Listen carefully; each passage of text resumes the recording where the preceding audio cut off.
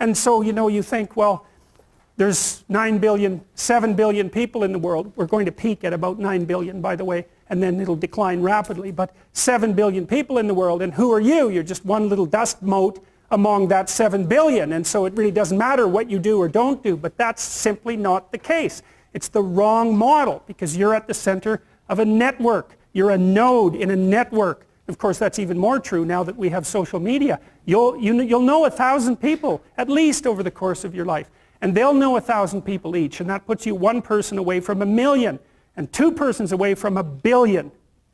And so that's how you're connected. And the things you do, they're like dropping a stone in a pond. The ripples move outward, and they affect things in ways that you can't fully comprehend. And it means that the things that you do and that you don't do are far more important than you think.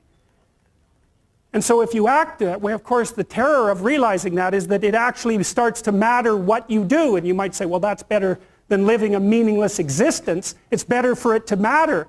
But I mean, if you really asked yourself, would you be so sure if you had the choice? I can live with no responsibility whatsoever. The price I pay is that nothing matters. Or I can reverse it and everything matters.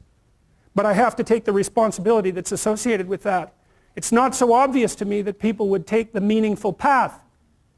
You know, when you say, well, nihilists suffer dreadfully because there's no meaning in their life, and they still suffer. Yeah, but the advantage is they have no responsibility.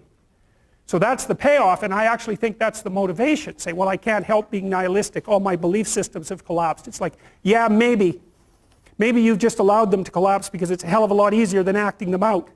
And the price you pay is some meaningless suffering, but you can always whine about that and people will feel sorry for you, and you have the option of taking the pathway of the martyr, so that's a pretty good deal, all things considered, especially when the alternative is to bear your burden properly and to live forthrightly in the world. Well, what Solzhenitsyn figured out, and so many people in the 20th century, it's not just him, even though he's the best example, is that if you live a pathological life, you pathologize your society.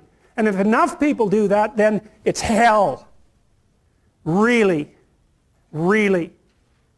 And you can read the Gulag Archipelago if you have the fortitude to do that, and you'll see exactly what hell is like. And then you can decide if that's a place you'd like to visit, or even more importantly, if it's a place you'd like to visit and take all your family and friends.